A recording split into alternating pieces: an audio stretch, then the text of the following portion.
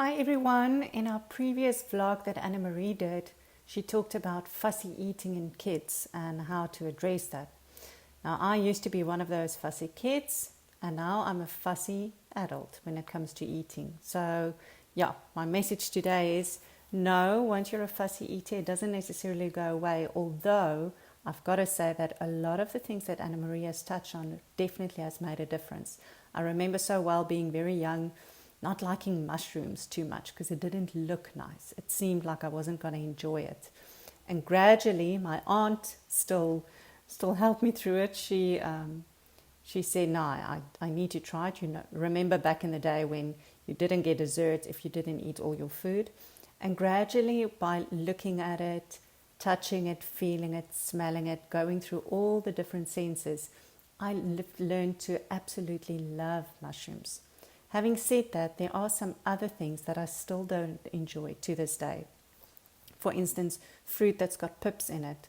I love oranges, but I love the ones that doesn't have pips in. There's a lot of examples like that. If I eat a watermelon, yes, I do scrape out the pips first.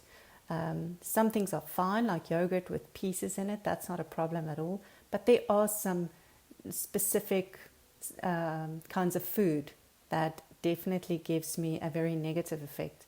And what happens is that it's not just being fussy, because there's a big difference to just saying, no, I'm not going to enjoy that, and deciding up front. But sometimes for someone with low sensory thresholds like I have, once you put that type of texture in your mouth, or different types of textures altogether, it really is too much information that goes into your brain. It just doesn't feel right. There's too many things that you need to decipher and need to identify. It's just too much. So it's really a case of not being fussy, but just trying to self-regulate. If someone, for instance, like to eat one certain type of food at a time and only then moving on to the next. I'll never forget, and my family will enjoy this. I was always the strange one around the dinner table because my food weren't allowed to touch.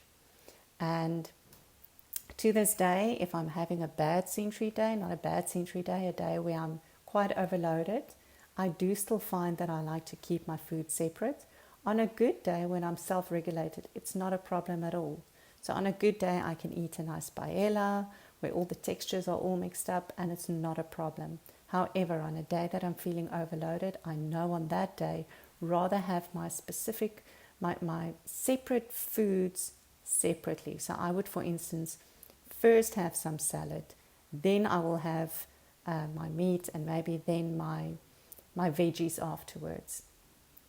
As an adult that has these interesting fussiness, or whatever you want to call it, habits, eating habits, my message to you is, as long as you eat a healthy diet, choose your battles. It's not a problem if you like to eat your food separately. There's a lot of people that does it. So you don't need to fix anything. As long as your diet is healthy, and as long as you're getting all the different food groups in that you need, and as long as you're looking after your wellness. If you don't like food touching, it's okay.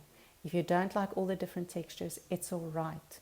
You don't have to like everything. Just ensure that you don't use it as a crutch to say, I'm not going to try something. At least give it a go. You might be surprised. Often when we look at things and we think, oh goodness, no, that's not going to work for me. Once you taste it, once you've given it a go, there's a lot of foods that have started surfacing through for me, which initially I thought was not going to work. So as a low threshold, yes, do try them out, one thing at a time, and make it work for you. Bye-bye.